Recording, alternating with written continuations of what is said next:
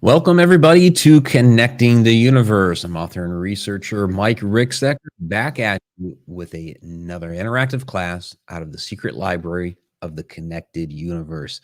So, tonight is a big night. Actually, last night was the bigger night because of the release of my latest book, Travels Through Time. So, inside the fourth dimension, time travel, and stacked time theory, which is what we are going to be covering this evening. Time travel, stack time theory, dimensions, all of that wonderful stuff. I do want to thank everybody for the tremendous support that went into here. Many people that helped with this project, and of course, everybody who has bought the book. Thank you very, very much. Leave a review on Amazon, by the way. uh, need that good feedback. So before we get into things real quick, those listening to the podcast version of this later, please join us every Wednesday night, 8 o'clock p.m. Eastern Time, connecteduniverseportal.com. And then we have a public side on the YouTube channel, the Mike Ricksecker YouTube channel. But those that are members, you're going to have the after show tonight, which be, we'll do a little bit of a special after show, I suppose. And for those that are wondering, how do I become a member? Well, you go to connecteduniverseportal.com. There's a 30-day free trial for that. Of course, you get all the special access into the Wednesday class, but there's a ton of information out there as well. You've got all kinds of articles out there. You've got the all the Egypt videos. You got Ireland videos, American Southwest, all that wonderful stuff behind the scenes. We've got video blogs, all kinds of stuff. So that's connecteduniverseportal.com for those listening to the podcast later. Oh, and those watching live that are not yet members. Here we go. All right. And for those that are members, remember, go ahead and get the app. That'll give you all kinds of notifications and things like that on your phone when posts get made on the portal site, when we go live here, all that great stuff. So I don't want to take too long with all the frilly stuff at the beginning. We want to get into this topic, right? Well, let's go ahead and start with the class question for this evening. I was a little slow on actually posting it tonight just because so much stuff going on. Been kind of crazy, but class question for this evening: would you use time travel to observe history, change a moment in time, or do something else? And so did have Tom McNicholas respond to that. He said that he would only be an observer. If you change an event, it may cause you to also change any positive event that may have occurred during that same period of time. If time really exists. And yeah, I gotta chuckle at that one, if time really exists, because that's my catchphrase here at the end of all of our shows. Does time really exist? Or if time really exists? Because it doesn't. And that's really what this evening is about. So we have some people already down there in the chat. There's Tom. He says the book is a very good read. Appreciate that, Tom. Can't wait. Saw you on Fade to Black last night. Thank you. Yeah, Jimmy Church's show. That was a fun time. I always enjoy going on Jimmy's show. He knows his stuff, and it was a really thought-provoking discussion that we had.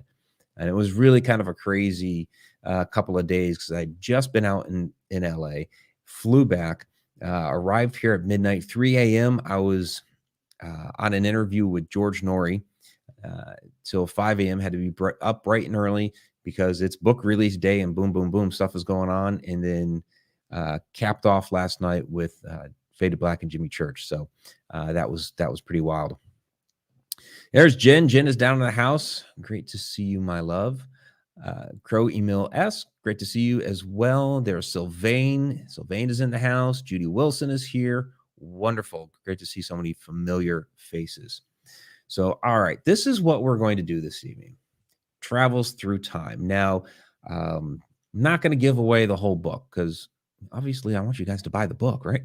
There's no hiding that. I want you to get the book. But we're going to highlight some things throughout the text and give you some really kind of like a preview of what's in there. Some of these topics we have discussed here before on Connecting the Universe. And I did use a lot of material that we have talked about in the past within the book. So sure, there's going to be some familiar things in here for people that have been following along for the last several years. But there's some new stuff in there as well that I haven't yet talked about, because of course I didn't want to just take the shows and just copy paste into a book, right? No, there's a lot of new stuff that is within the text, but we're going to kind of highlight some things here. And yeah, Wayne was also listening or watching Fade to Black last night. That's awesome. And then Judy, yeah, listen to George all the time. And prior to that, Art Bell. Okay. So what we're going to do is kind of step almost really chapter by chapter. So chapter 1, where we start off with that, is I call the chapter Cycles of Time. And this is where we get into that ancient alchemy, the ancient symbolism, and it really sets up the whole rest of the book. That the first 2 chapters really do that. Well, I could say first 3, because for the third one is also ancient perspectives on time. So, and where we start, you guys have heard me talk about this one before, is the Anita Project. Right away, and we're not even diving into the past immediately. We're talking about something that is modern, but this is something that really, really got me thinking here the last few years. And what this project is, basically, they're studying neutrinos down there in Antarctica. And what they had discovered was something very strange, something very odd, in which the neutrinos were working in a very bizarre fashion. They're actually running in reverse of the way they were supposed to. Okay, why are we talking about this sort of thing? Well, there was a series of articles that came out a few years back, and they basically announced, hey, we have a parallel universe running in reverse time, according to these reports down there in Antarctica. These are coming up in like New Scientist, New York Post, things like this. And kind of the bigger mainstream traditional type of media just really downplayed it. They're like, this is ridiculous. Don't be listening to this sort of stuff. And so it was just basically like ostracized from traditional science, until earlier this year, there was a peer-reviewed paper, scientific paper by scientists, was published in Annals of Physics. And what is it? A parallel universe running in reverse time, according to these tests that are being run down there with the Anita Project and the Ice Cube Project. So kind of vindicated, right? You go back to some of the mainstream articles, and they have a little, almost like a little asterisk in there saying, well, there has since been a scientific report that came out saying otherwise, and they just kind of leave it at that. They added like a little line to the text and done. Their opinion still stands, but now we have a scientific paper to back it up. And so this is really where this book starts, is talking about parallel universes and the way time works and how we see this in our symbolism, our ancient symbolism. And I tie this into the Ouroboros. And this is something that I come back to again and again and again throughout the text of the book. And when we look at this, what I find fascinating, especially about this particular depiction, this is not the first depiction of the Ouroboros that we see throughout history. This is the oldest known one. This is on the shrine of King Tutankhamun, basically that big box that housed the sarcophagus. That's the oldest one we know of. But this one here has a lot of alchemical symbolism in it. We're not going to get into all of that. But what is wonderful about this when we look at it, this is an illustration by Theodorus Pelecanos in the 1400s.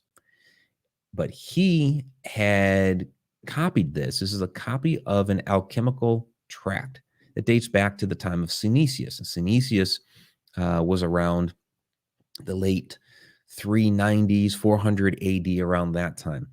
And while the Library of Alexandria was gone by that point, there was the Serapeum that was there, that was basically like it was a sister library to the Library of Alexandria. So it had some of the texts that had been at the Library of Alexandria. Anything that had survived that unfortunate destruction would have been there, and that was still around for a while. eventually lost, of course, as most things in Alexandria eventually were. But when we look at this, we're actually seeing something from that time. We also see a lot of symbolism here. Of course, the snake eating its own tail. You see the two different colors, and here we have duality, as above, so below. And so when I look at this thing, okay, you have the symbolism of recycle and renewal. Okay, that's what this is supposed to represent. The cycle of life over and over and over again. When when life dies, like say tree, plants, whatever, when life dies, it disintegrates into the ground, and then from that springs forth again new life. It's that constant recycle renewal. But they didn't mean this in just your trees outside and the animals running through the forest. This was a symbol for the entire universe. The entire universe recycles and renews. And again, you have the duality, as above, so below. So these are our two tracks. We're talking, a parallel universe. So we have ours running in one direction, and we have a second one running in another direction. And where they meet here, oh, you can't see my pointer, but where they meet at the mouth and the tail, that's the Big Bang. So when somebody asks, okay, what was before the universe? Well, the universe. What's going to come after this universe? The universe. It's constant recycle, renewal. And this really kind of sets up the whole book. We talk throughout the book about recycle, renewal, these things happening again and again and again in a cycle. Now let's actually get into time. Chapter 2 is stacked time theory. And I like Tom here. In reverse, does that mean my death till my birth? Tom, I'm going to say the very last chapter, and I don't call them chapters in the book, I call them cycles, by the way. The 12th, which I call final cycle until the next. I think you will like that. Basically, you're in it, my friend. And that might answer your question there. So when we talk about time, okay, we have this wonderful quote from Albert Einstein. The distinction between past, present, and future is only a stubbornly persistent illusion. Now, years ago, the thought had occurred to me. This is like a couple decades ago. The thought had occurred to me that all time, past, present, future, is all concurrent, all happening at the same time. And like, take where you are sitting or standing right now. Everything that has happened is happening and will happen in that spot is already there. Everything. We are stuck ourselves in our consciousness in what we call time. Okay. Time is a human construct to describe our reality. So, to plant the crops on time, tell the seasons, to be able to, get to work at the right moment. So, your boss doesn't get upset, that sort of thing. It's a tool that we've created to kind of help move about in our existence. But it doesn't really exist. Again, going back to Einstein, it's an illusion. Here's the thing. When we talk about like the river of time, it's an interesting analogy. Okay. And there's a flow, right? Going downstream. Time's consistently going one direction down the stream. Well, when we think about a river, what's making it flow? There's a little bit of a slope, sure, but it's the banks of the river, right? If there were no banks to the river, everything would just spill out and be just one stagnant pool of water. But the banks help concentrate it into a flow into one direction. So here's another way to look at it as well. This is kind of a random Google map, right? Actually know the town, it's south of here. But let's say, okay, this road that's going from the left to the right. Let's say it takes you 10 minutes to drive down that road. There's some houses, there's some stores, a couple of restaurants, that sort of thing. and it takes you 10 minutes to get from the left side to the right side. Or as you're going down the road, maybe you're going 35 miles an hour, and it takes you 10 minutes to go through there. With this particular map, okay, you get in a plane, you go overhead, you see it all at once. You're not seeing, first the store, then a house, then a gas station. You're seeing everything all at once. What had previously been in time is now in space. And so that is really the difference here. When we talk about stack time, when we talk about the fifth dimension, because time is the fourth dimension. We have a line that's first dimension. We have a point, it's zero dimension. Some physicists believe in that, others don't. So you have point, line. Second dimension is just a plane, like a piece of paper, something very flat, right? Third dimension are objects, like that. It's 3D object there. Fourth dimension is time. And that's where we reside. That's where our consciousness resides. And what's fascinating is our consciousness resides in a three-dimensional object, our bodies, which instantly makes us a multidimensional being, right? Then when you go to the fifth dimension, that takes you above time. It takes you outside of time. And somebody in the fifth dimension and any other dimension above that can see time almost like an object. We've applied some different ideas to that, like the Tesseract. And I don't mean the Marvel Magic Cube, where they have the little box and it opens up a portal. No, no. But the idea of a Tesseract is you have your three-dimensional object like a cube. And I should have brought up the graphic. And they've essentially put another cube on top of that to represent another dimension. And it's kind of a head scratcher. It's like you just used a 3D object to describe something that's not in 3D space. So a couple of examples that I use in the book, one from Michio Kaku that he actually used on the Shadow Person episode of Ancient Aliens, along with me. And he described it as, take fish in a pond, and we'll say their pond is two-dimensional space. Okay, and that's all they know is life in the pond. They have no idea what's going on around that pond. Like, let's say it's in a park. They have no idea about the people walking by, the past throughout the park, the trees, all that stuff. You pull the fish out of the pond, and then they're going to be amazed at what they see. There's going to be a world that they had no idea existed. They're going to be seeing things that totally blows their mind, because it is to them another dimension above that pond.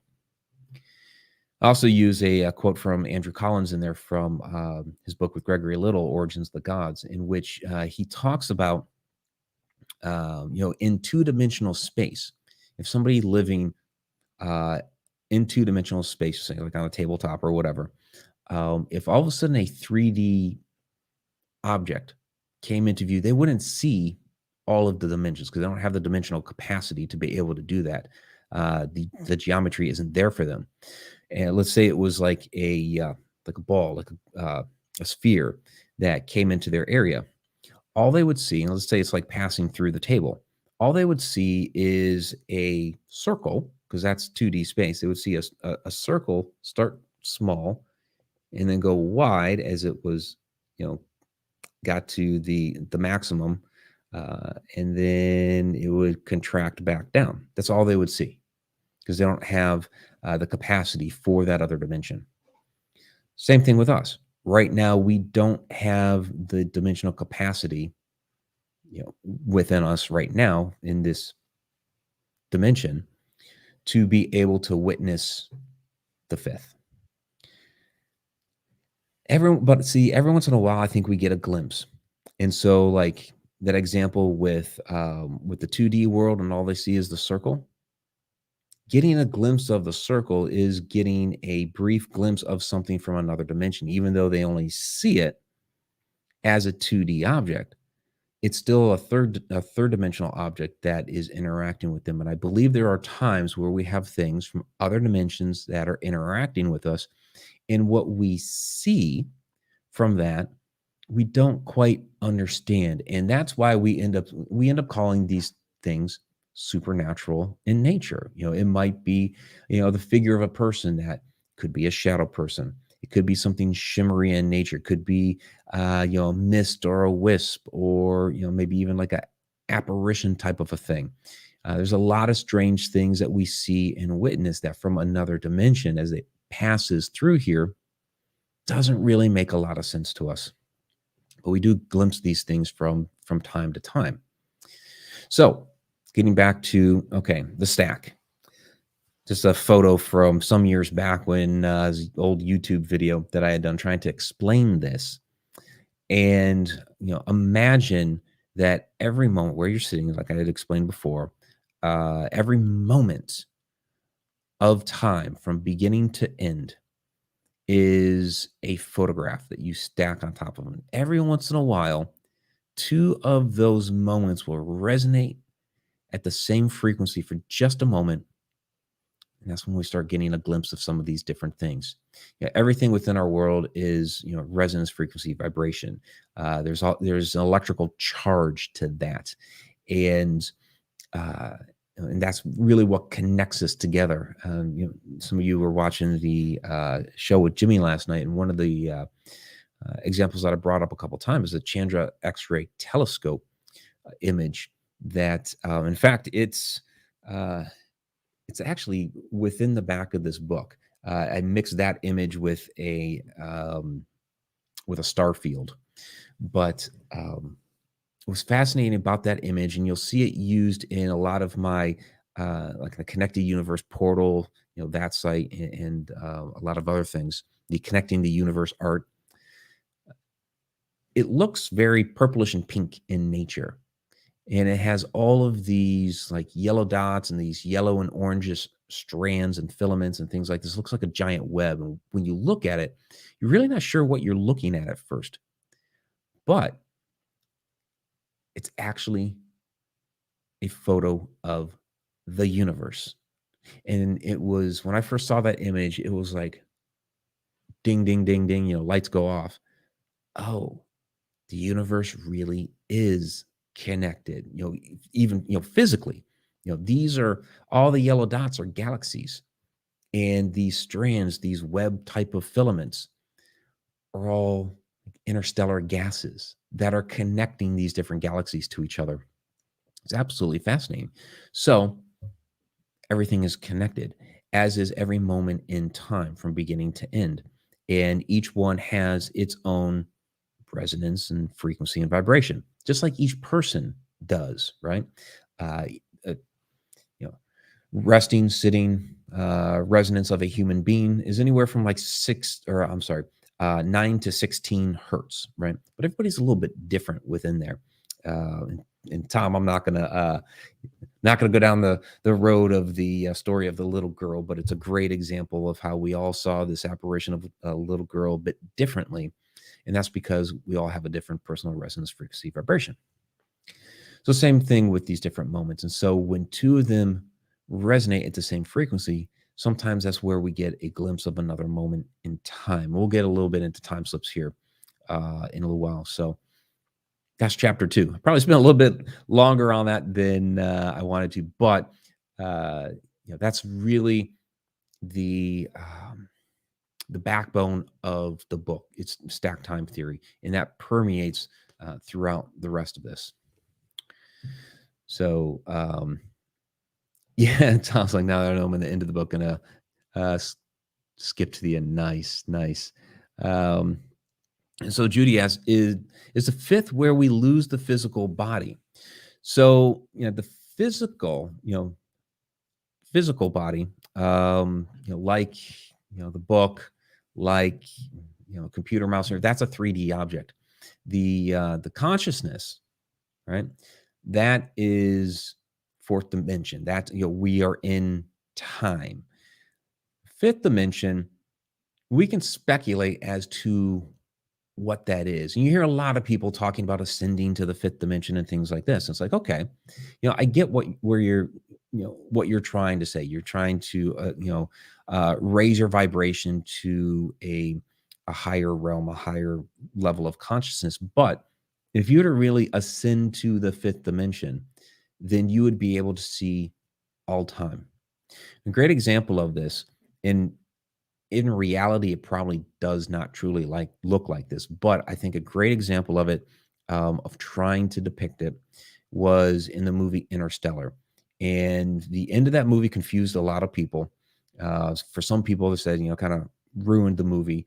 To me, it was brilliant because it actually tries to depict what a tesseract really should be. We're using that term.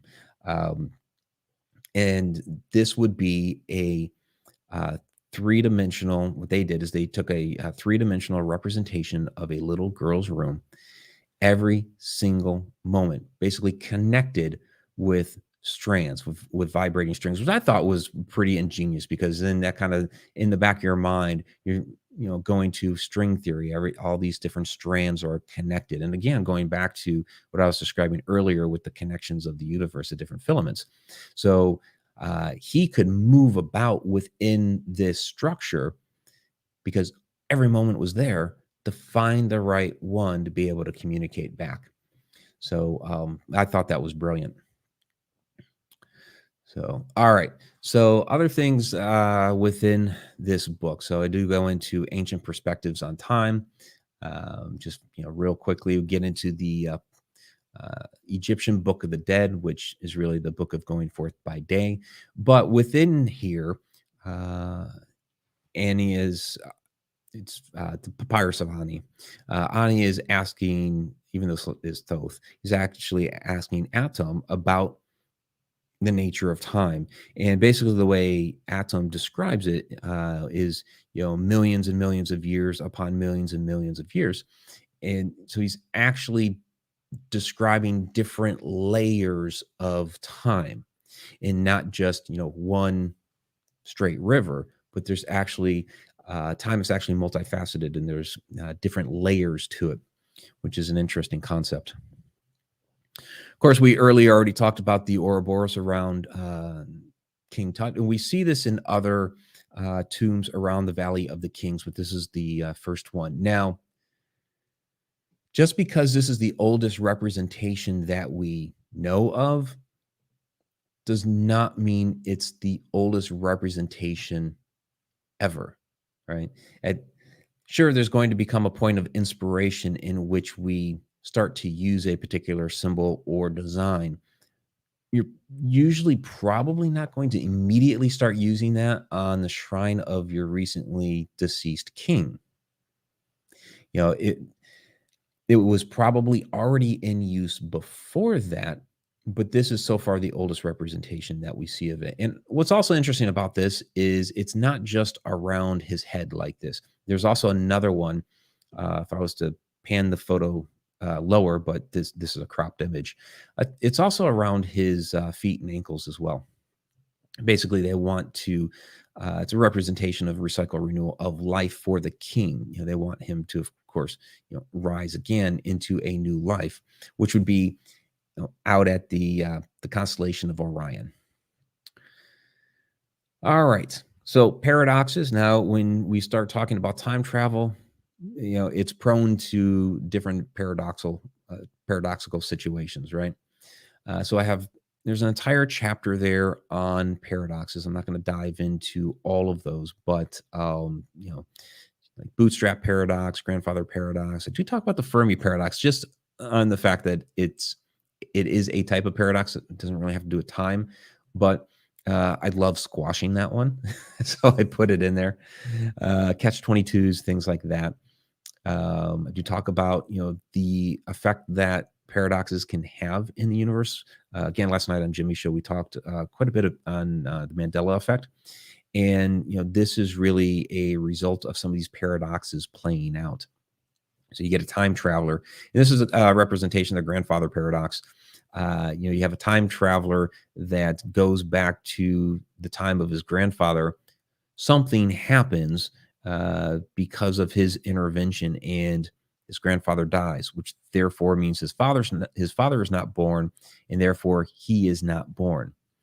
Now, when we look at like our pop culture, like Back to the Future, the way they handled that was uh, Marty McFly started to disappear because he had prevented his own the creation of himself. But I really don't think that's the way it plays out. I don't think he would completely. I don't think he would disappear. Actually, I think he would remain within that time frame. And now you have basically, uh, that time is playing out in a different manner. It goes back to the idea of what happened. So, like in the show Lost, they had gone back and interfered with everything before they actually showed up on the island. Whatever had happened. So I don't think that if you went back in time and accidentally killed your grandfather or did something that prevented or that did cause your grandfather's death, I don't think you would disappear. I think you would continue to go on in this new timeline that is being played out. And it's not really a new timeline. I think it's like the same one. People will say that would create a whole other universe.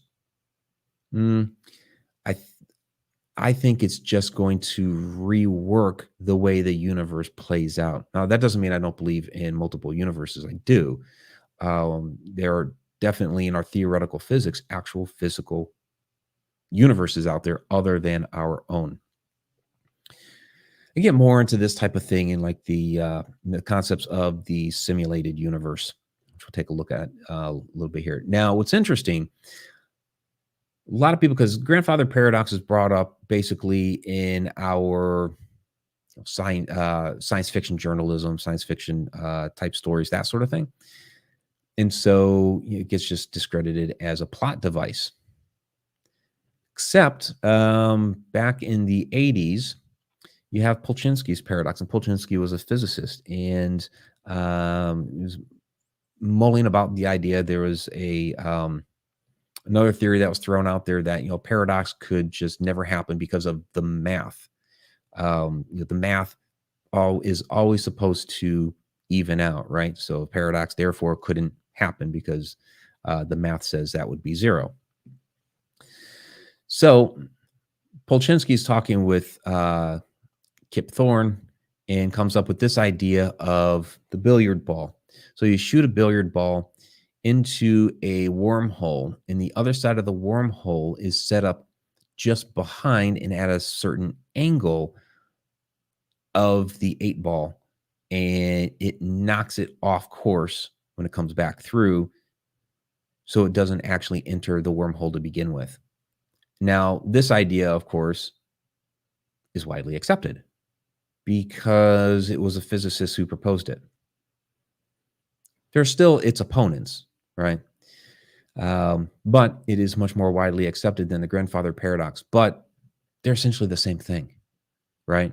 So in this one, you have a billiard ball that's being hit, and as it comes back through just before it goes through the wormhole, it hits it and knocks it off course so that it never enters there to begin with, which is the same thing as a grandfather paradox. You have something that goes back in time to prevent, basically knock it off course, so these other actions are prevented. But it's more accepted because it was a theoretical physicist that came up with the idea. Okay. So yeah, within the book, Travels Through Time. And by the way, the link is down in the description. I should have said that earlier. The link to buy the book is down in the description on the YouTube channel. But for everybody else, you can get it at Amazon and everything. So there is some science in the book, right? I mean, we've talked about like the Anita Project and things like that earlier. There's definitely science in the book, but there's science in the book without being too sciencey. There's metaphysics in the book without being too metaphysical. And there's, a number of anecdotal stories and things of that, a lot of input from other people. So I try to really kind of give a even playing field to a lot of different angles on this subject. So yeah, there's science. We talk about averted vision, the rods and cones. We talk about, oh, that ended up kind of transparent, didn't it? We talk about different brainwave patterns, especially when it comes to dreams. We talk about dreams and eternal knowledge in this book. So gamma, beta, alpha, theta, delta, all of those. We talk about the visible spectrum, and the human eye can only see in a very narrow range of that visible spectrum. So there's a lot of things around us that we cannot see with our eyes because of the physiology of the way our eyes are constructed. Now, we do see things like dogs and cats reacting to things that we can't see, right?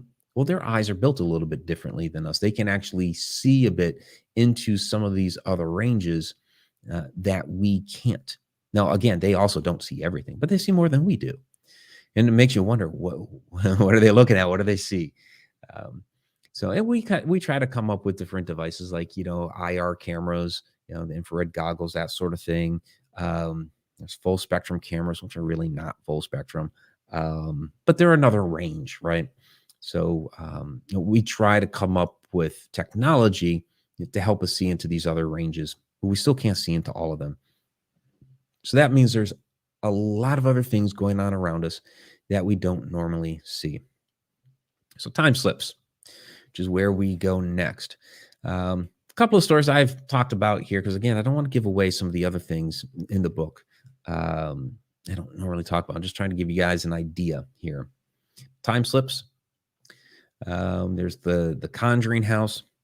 I talked about this one on Coast to Coast the other night with George Norrie, and but it's a tale most people in the paranormal circles are aware of. That of course, this is the house in Harrisville, Rhode Island, that the movie The Conjuring is based off of, the Perron family. And what they showed in the movies, of course, is not really what happened, but that's Hollywood. Their haunting lasted for 10 years, the entire time that they lived there.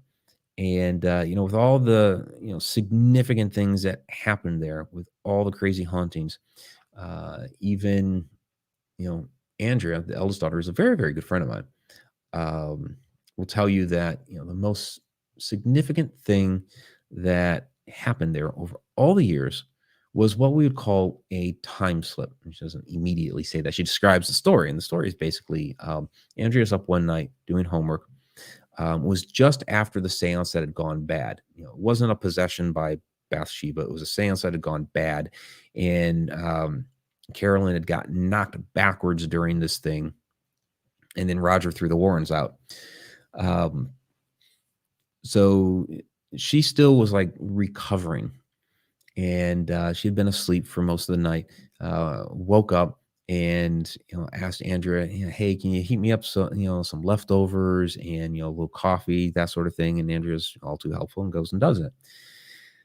Well, then during this time, Carolyn's in the parlor, and while she's sitting there in the parlor looking out into the dining room area, she sees this 17th century family morph into existence in the parlor. There's a woman cooking over the fireplace, which at that point in time, the fireplace had been closed up. It had been for like 100 years. A couple of kids running around. There's two gentlemen sitting at a table with pewter steins.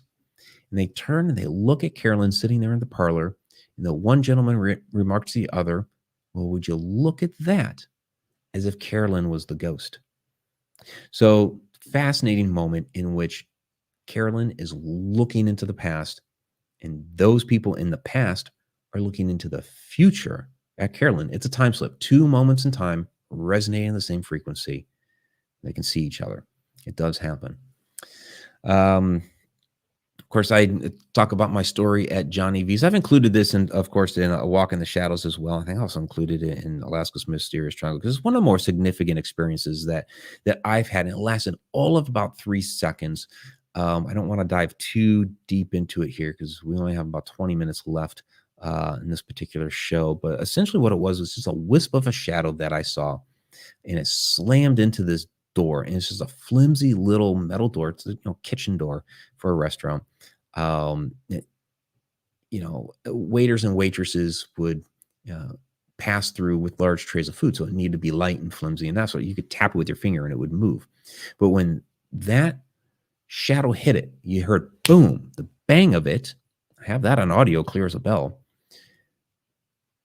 But the door didn't move at all. And I thought others in the facility are playing a prank on me, but they were off in other areas. I'm looking on the ground outside the door. Somebody throws something, nothing there. And again, if somebody had thrown something at the door, I would have seen the door move. So the idea here is I saw something that was interdimensional in nature, and it could very well be time as well, because again, time is another dimension, or it's the fourth dimension. So came up with this illustration to kind of describe it. In our dimension, on our plane of existence, I saw that shadow person, and actually strike that, reverse it. In the shadow person's dimension, on its plane of existence, I believe that it saw me some way, shape, or form. Maybe it saw me as a shadow, maybe it saw me as a ghost, whatever it was. And I scared it because that thing took off out of there, lickety split, right? And on its plane of existence, or maybe on its point in time, it blew right through that door. That door opened wide and ran off out into the dining room area.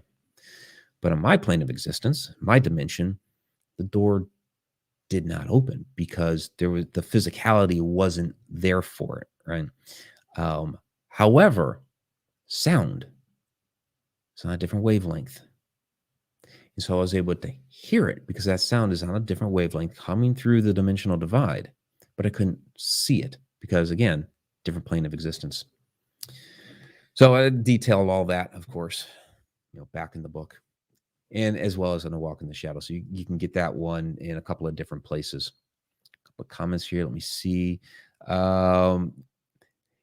Yeah, Judy talking about 2 school teachers saw people dressed in period clothing. They were in Versailles. Yes, I do talk about the Versailles time slip. That is how I start the chapter off. Annie Moberly and Eleanor Jourdain. And I actually found their book and quoted them directly from their own words. And that's something that I try to do, with my books like this, is when it comes to those more historic accounts, okay, you can Google it and find it all over the place, right?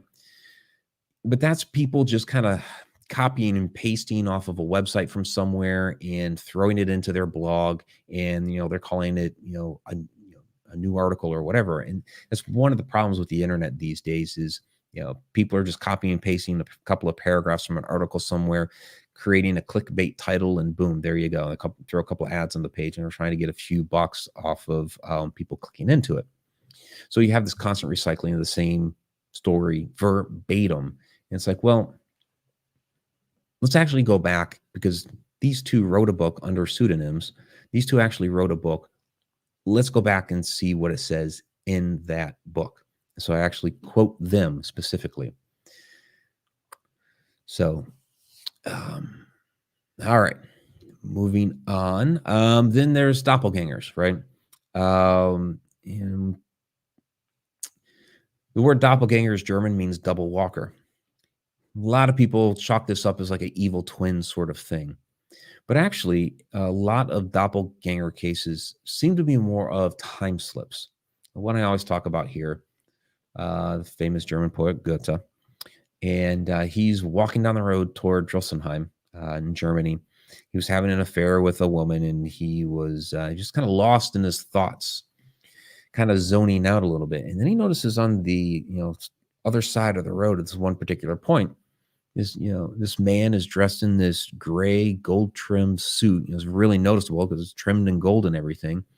And then all of a sudden, the guy vanishes into thin air. And Goetze's like, what the heck did I just see? What was that about? Years later, he's walking down the same road, opposite direction, gets to that point on the road and looks down at himself. And he's like, oh my gosh, I'm the guy in the gold trimmed gray suit. It was me all along. So a lot of people chalk this up as Goethe's doppelganger. And it's like, no, it wasn't a doppelganger. It was just himself at two different points in time. And I think what happened here is that, yeah, again, we're having that, 2 points in time resonating to the same frequency. And I think I usually say we don't know what the catalyst is here, right? To be able to make it happen at will. But in a way, the catalyst here was Goethe himself, right? When he was first walking down that road, he was lost in thought. He was zoning out. He was basically in a type of meditative state. It's kind of like, and everybody's kind of familiar with this. You're out there mowing the lawn. It's kind of droning on. And a lot of people kind of get lost in thought. And actually, there's a lot of creativity that can happen in the mind when you're doing something like that, or washing dishes, or you're out on a walk, or driving down a road long road that you're very familiar with. You just kind of zone out. And you have those moments where you're used to taking this road, and but you're supposed to turn early for whatever reason, and you totally space it because you're zoned out thinking about other things, and you miss that turn. Well, it's a type of meditative state, and I think that's what was going on with Goethe here. Was he was in a type of meditative state, and when he reached that point, he was able to tune into himself from another point in time, and was actually able to get a glimpse of himself. Really fascinating phenomenon.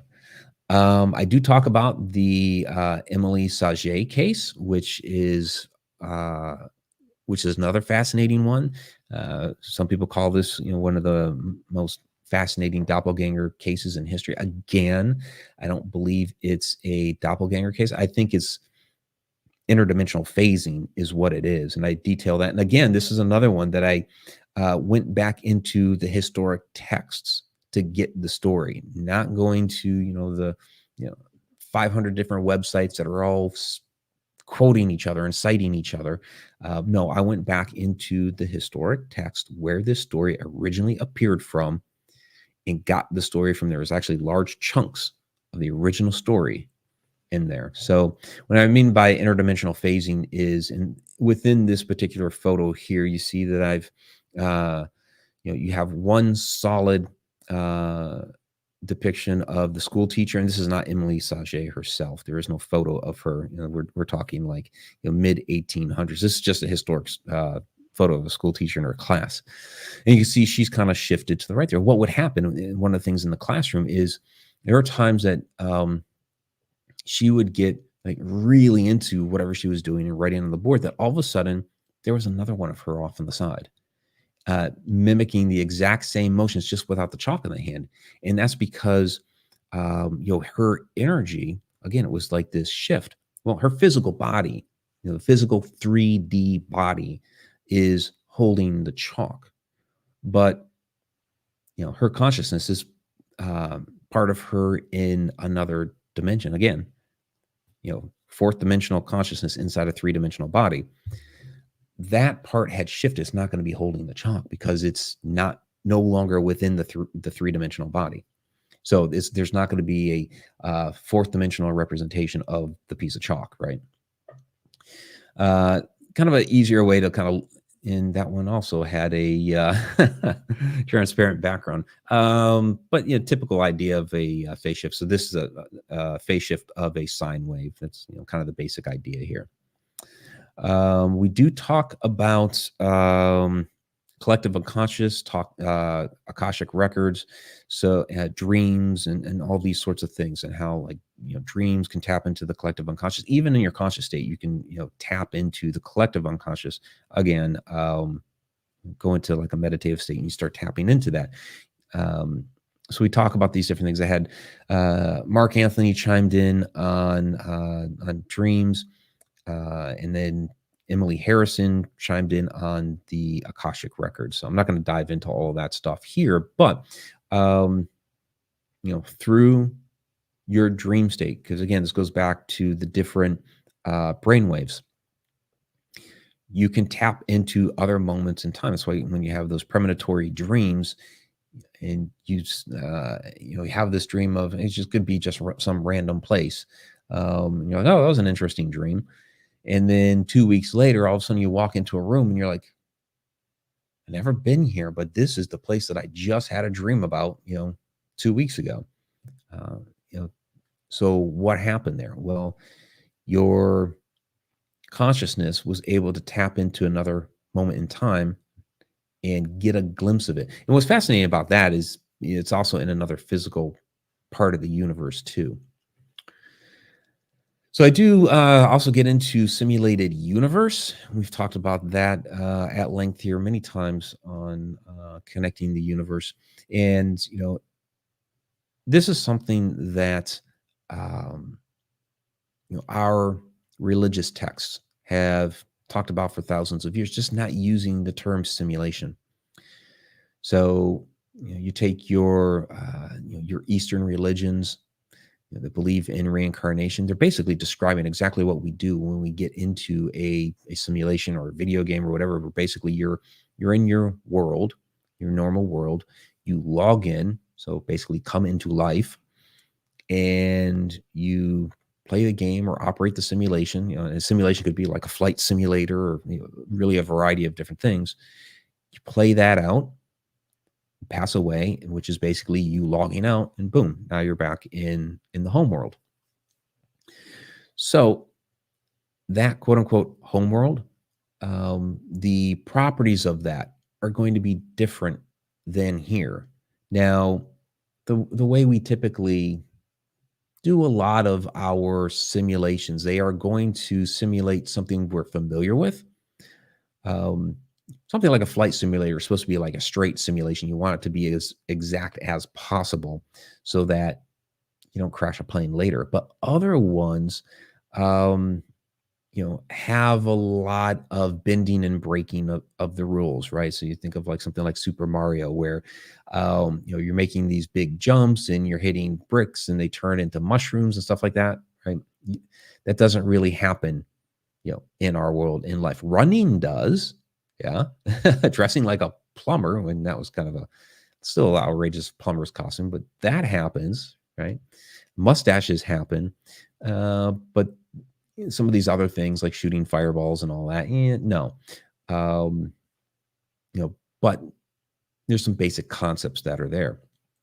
So given that, wherever it is that we originate from, the rules there are going to be different. They're not going to be operating the same, playing field here as on Earth or in this universe.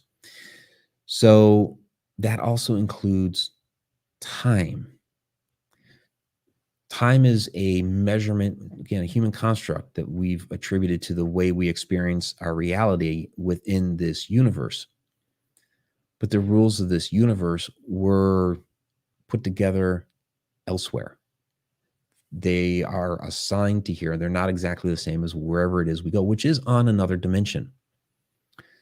So wherever that is, they experience time. We experience time because our consciousness is being projected into us very differently. I do go into some of Tesla's ideas about AI. A lot of things started back there with him.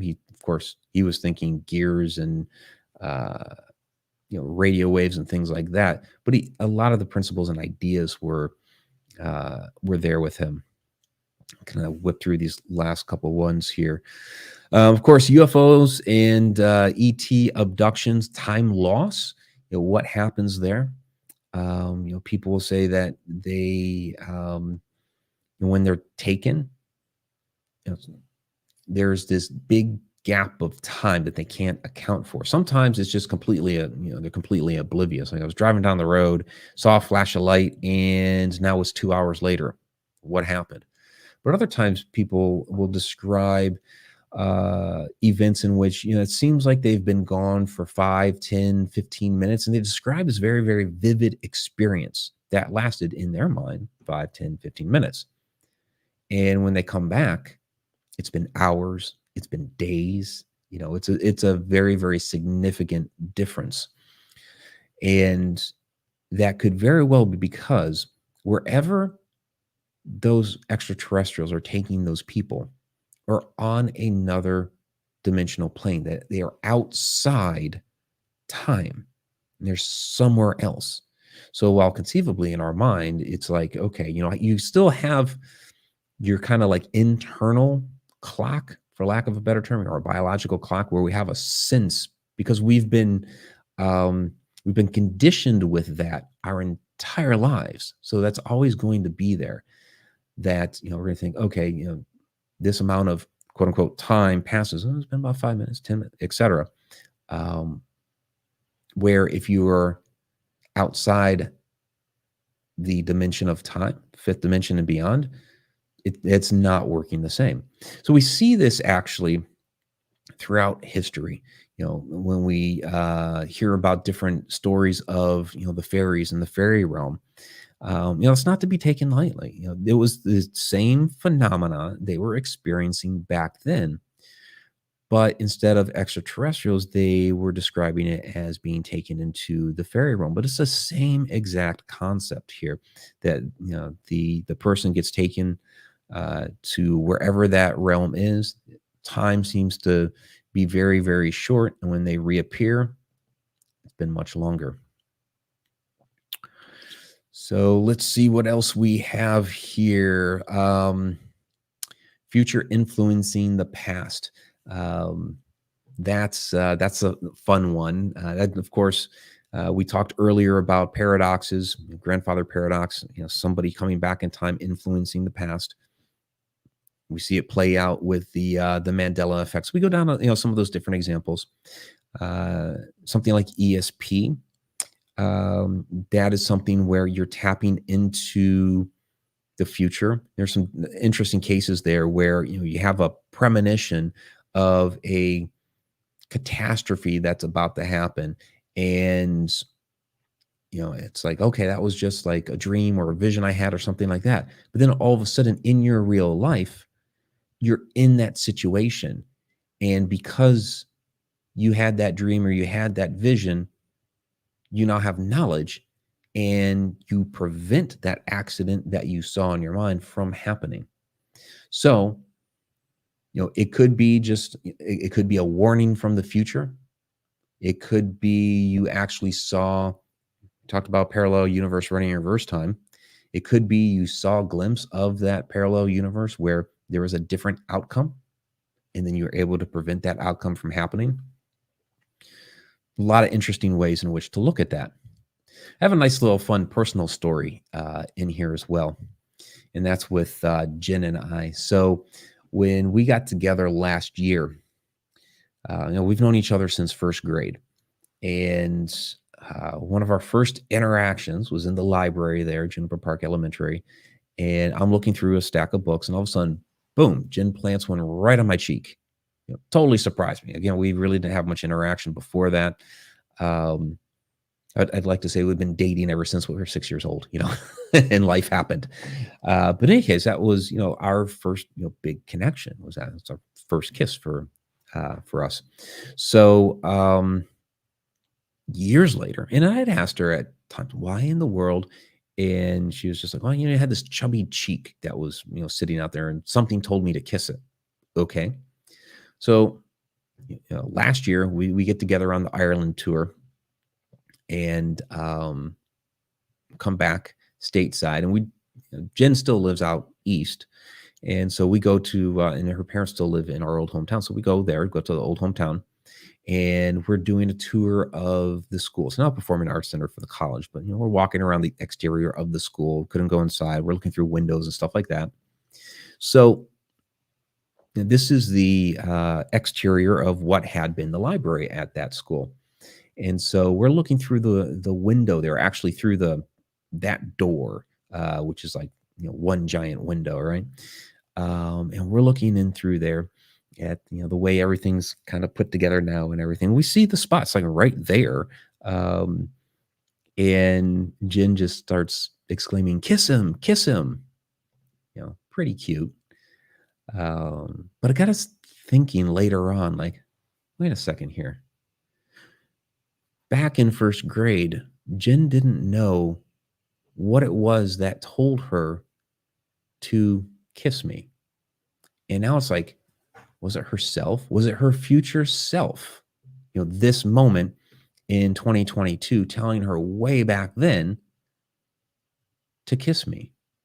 So it's one of those, it's a bootstrap paradox, right? because there's no origin to it. If that was the case, it's one of those where we would have already had to be in the future, standing there at the door for her to exclaim, kiss him, for her to be able to hear back then in first grade those words and then kiss me.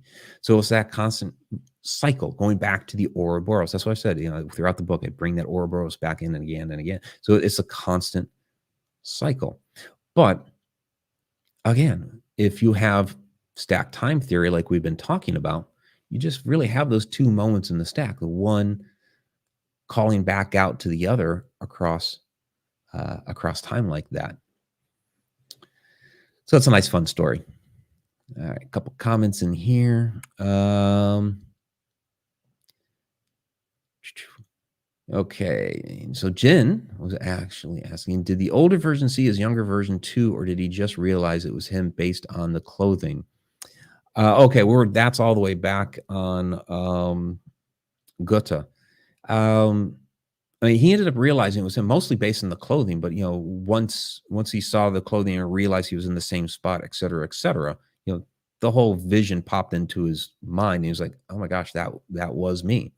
When he was first walking down the road at that first, and he didn't recognize that as himself. He just saw the suit and everything. You give it a glance, and then the guy disappeared. Yeah. Yeah, and a kiss, not a punch. Yes. All right. So as we're getting down here toward the end, technically we are at the end. Is at the hour mark. So I'll kind of whip through the last couple of things here. Like I said, we do talk a bit on ESP. Going back to some science, when we get to like real time travel, we talk like portals and things like that. X points out in space. We already know portals exist. NASA's been sending satellites up there to study those out in space, and the X points are basically where the Earth's magnetic field and the solar wind meet in space, and there are these portals that open and close varying times, varying sizes, and it basically sends that solar wind to the Earth quicker than usual, and that's when we start getting the aurora borealis and stuff like that. Hatshepsut's temple would bring in some of the ancient stuff here again, actual stargates and things like this. In ancient times, did they use those stargates to travel not just to other places in the cosmos, but other points in time?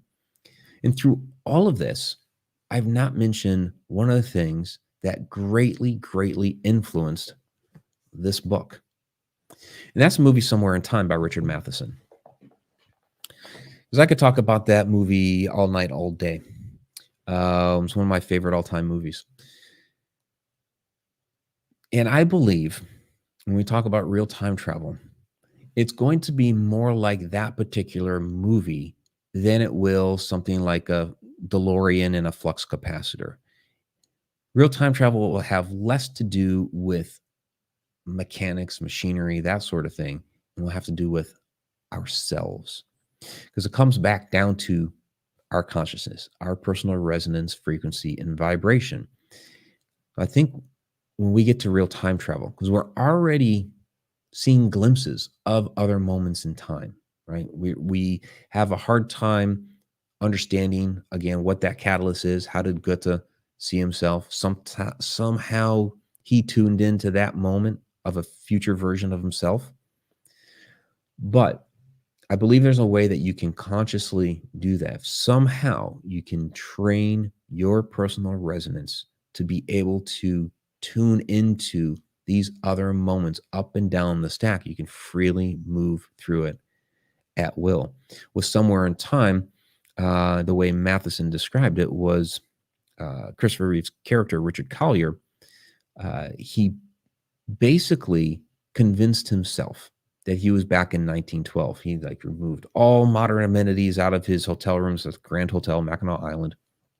Moved all modern amenities out of the room, dressed himself in period clothing, got money from the time frame, all these different things to convince himself. He started playing subliminal messages to convince himself that he truly was in 1912, and he was able to will his consciousness, basically get on that frequency of that year, to will himself back to 1912. And I think that is more of the way it would be when we talk about real time travel.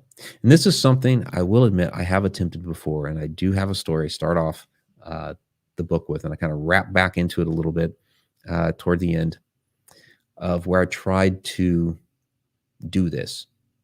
So I'd seen the movie. I tried to actually legitimately do it because basically I had moved from that town in Massachusetts to Ohio. I was homesick. I wanted to go back in time to see my friends one last time. So here's a younger shot of me. It would have been probably 6 months before this that I would have tried that. I was not successful, but I almost did have an out-of-body experience. So I was getting somewhere with it. And because of the sensations and things that I was feeling at that time, it was like this wave and electric feel and all this stuff. It totally shocked me right out of it because I was not expecting that sort of thing.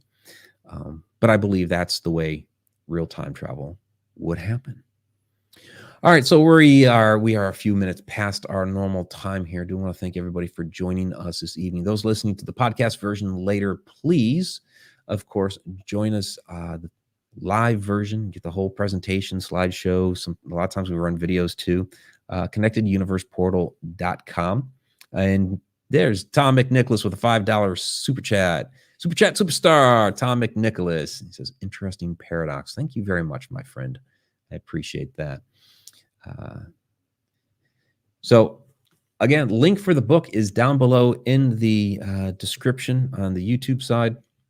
Of course, I've been throwing that link up there all over my social media. It's on my website, MikeRicksecker.com. It's also on the ConnectedUniversePortal.com. Grab it. A lot of interesting ideas, concepts,